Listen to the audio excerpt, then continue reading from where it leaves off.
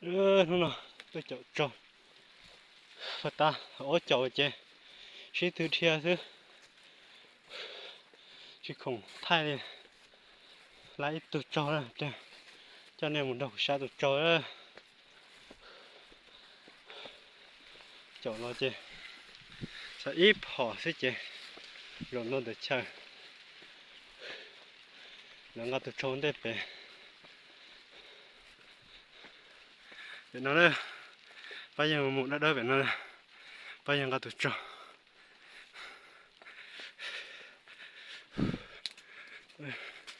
chả cú sát thì tê sọ thì tê cho ở trong một chứ tờ chỉ dân rồi đi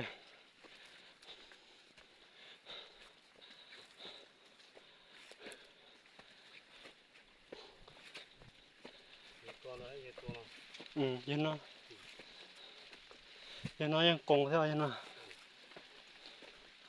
để bán được nó chơi để nó to gì dân cùng đâu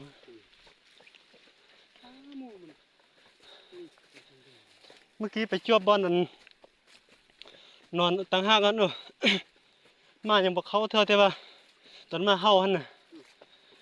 แต่ว่ายันมันรีบไปทางเดิมหูไปบ่ฮอดเท่าแต่ว่ายันสิต่อกับขึ้นมาทางนี้เพราะว่ามาไล่ตัวนั้นไปยุลุ่มหันน่ะเป็นนันยุลุ่มยันไปรีขึ้นล่างนี่นะ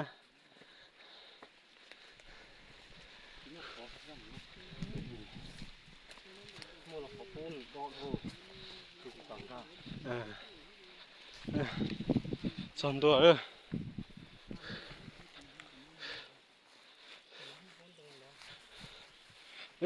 ี๋ยวนะ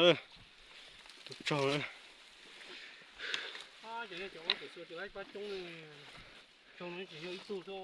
เอาไปตัวเอาไปตัว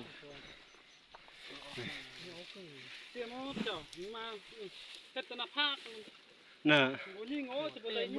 แต่บุญยิงบ่ได้โอ้เขามองแหงเนาะยา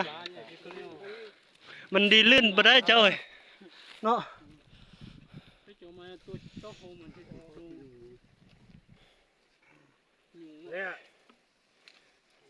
ใช่ตัดต่อมุกว่ะไฟเลยอีตัวนั้นสุดท้ายเชื่อมาเป๊ะกูจงเก้เก่านั่งใช่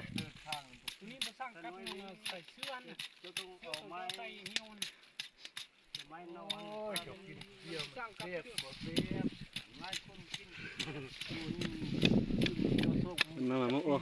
จะยิงนอกปวดแย่มาปวดแย่นอกตาเกลือเท่านั้นจะนอนนะ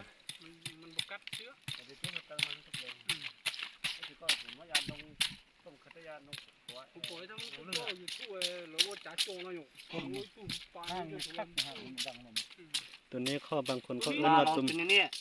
ข้อบางคนเขาเอื้อนว่าไม่ทู่ตุ่มเป็นไม่ทู่ละลายมันเป็นอย่างเขาว่านี่ว่าให้น้อยคอยให้ยืดเขาว่าตัวนี้มันไม่ทู่เขาว่าโอ้เมื่อกี้นี่คัน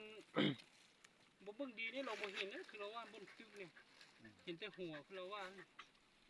แต่ยังดีมันเจออยู่มันเกี้ยงนี่คันมันตึบนี่บ่เห็น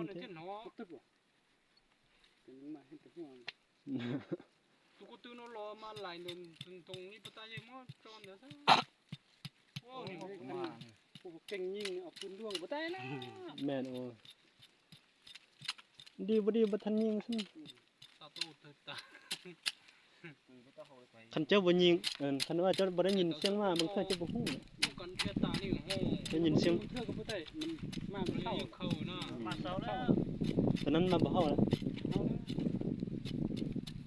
สนอนยี่อยู่เป๊กขับหัวนะนี่ตะไคร้ยังร้อนเด้อฮะนี่มันตะการเราเล่นแบบนี้ตะไคร้ยังร้อนเด้อเดี๋ยวสนอนยี่อยู่เป๊กจะไล่เลยเราไปเดี่ยวเซาแล้วมันตึ๊บเข้าดิมันเมื่อยก็เนาะโอ้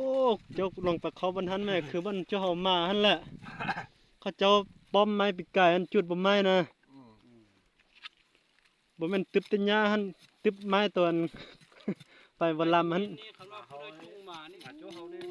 บ่ได้ขึ้นมันอยู่เต็มบน มาบุยเขาว่าเคยไล่เลยบ่ไล่เท่า เต้ เต้ ไล่มือนี่ก็บ่ไล่เอ้ย หนึ่งว่านั่นแหละ อันยังคัก เบิ่งคือว่าบ่เคยไล่ บ่คือมาจุมามือจุมามือยังเฮายังนำ ยังนังกาปุจจงอ่ะ โจ เฮ้ยนวลล่ม หมัดน้อยนี่สีลอง